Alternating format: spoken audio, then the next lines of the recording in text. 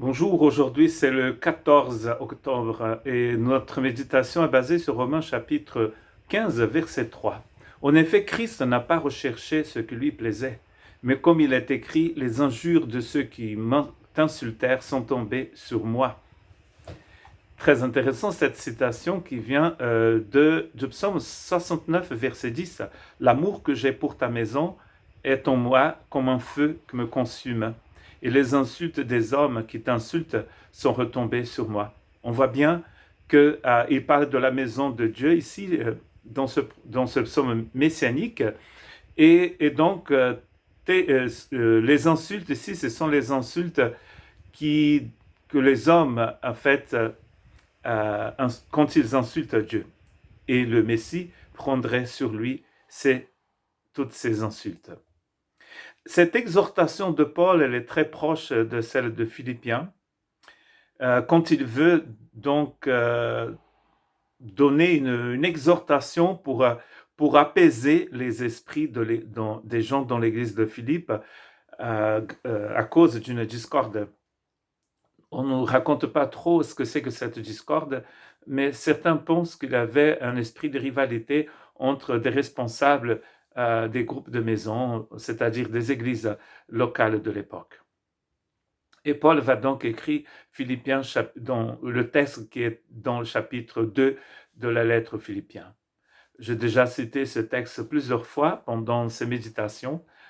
C'est pas étonnant parce que ces textes de Philippiens 2 sont très proches de tous ces textes de Romains 13, 14, 15, où Paul exhorte les chrétiens à vivre en paix. Et donc, voilà, je vais vous lire le texte dans Philippiens chapitre 2, verset 4. Lui qui était de condition divine ne chercha pas à profiter de l'égalité avec Dieu. Lui qui était de condition divine ne cherchait pas à profiter de l'égalité avec Dieu. Et ce texte est dans ce contexte où il encourage les gens à vivre, à avoir un même esprit, une même âme, une même pensée, un même cœur, à vivre dans l'unité.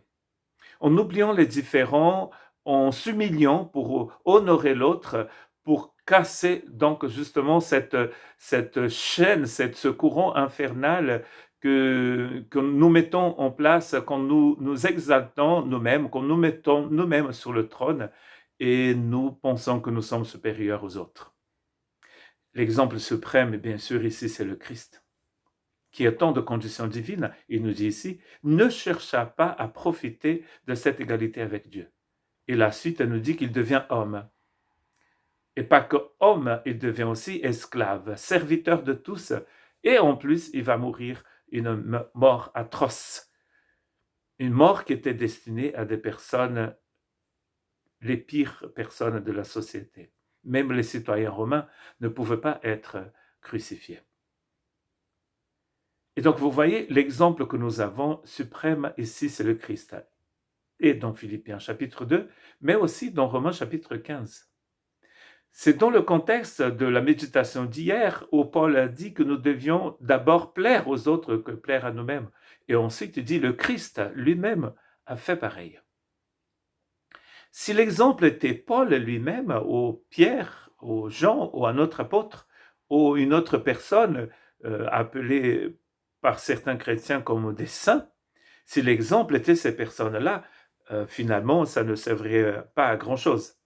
Parce qu'il s'agissait toujours des êtres humains qui sont pécheurs, qui sont pas parfaits, comme Dieu est parfait. Aucun être humain n'est comme Dieu. Mais le Christ, étant de nature divine, il décide de s'humilier. Il n'essaye pas de profiter de sa condition divine, nous dit le texte. Quand il se limite dans le temps et dans l'espace, il se limite vraiment dans le temps et dans l'espace. Il ne peut pas être en Samarie et en Judée au même moment. Il ne peut pas être à Nazareth et à Jérusalem au même moment. Il est limité.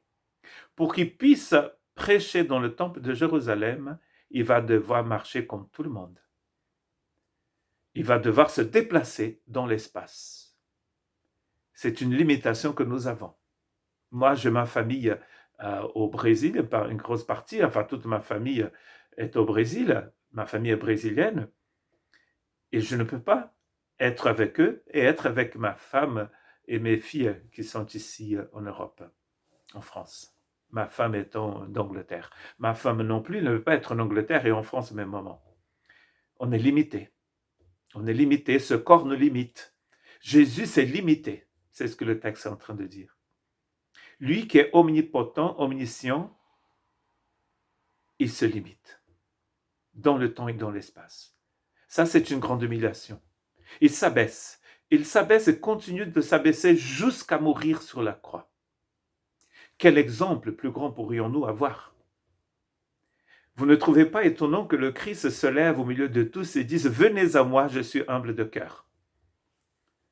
Dieu qui est humble de cœur. Si Dieu se fait homme et est humble de cœur, alors nous, vous et moi, pour le bien de tous, je demande au Saint-Esprit de m'aider à connaître l'humilité du Christ. C'est comme cela que la vie au sein de l'Église du Seigneur va vraiment fonctionner. C'est quand chacun décide d'avoir en eux cette pensée du Christ. Christ n'a pas recherché ce qui lui plaisait. Mais les injures de ceux qui insultent le Seigneur sont tombées sur lui. Il a pris nos fautes, nous disent les Écritures. Il a pris nos péchés sur lui. Ésaïe a dit que le châtiment qui devait tomber sur moi est tombé sur lui. Il a pris sur lui. Il a décidé par amour de prendre sur lui. Le Saint-Esprit est en train de nous dire que notre plus grande joie finalement, parce qu'il y a un texte d'Hébreu qui dit que le Christ a fait tout cela parce qu'il savait, il regardait la joie qui était devant lui. Notre vraie joie, nous allons retrouver dans ce sacrifice. Quand nous nous humilions, quand nous trouvons notre place dans les rangs, comme dit Jacques dans son épître. Pour lui, pour Jacques, l'humilité, c'est de trouver que chacun puisse trouver sa place dans les rangs de l'armée. Quand Dieu nous a placés autant que soldats, nous ne devions pas vouloir être capitaine, être le général, le commandant. C'est lui, le général, le Seigneur. Et c'est un Seigneur qui est humble de cœur, qui donne sa vie pour ses brebis. Alors le Seigneur nous appelle à nous humilier aussi pour être une bénédiction pour les autres. Que Dieu vous bénisse.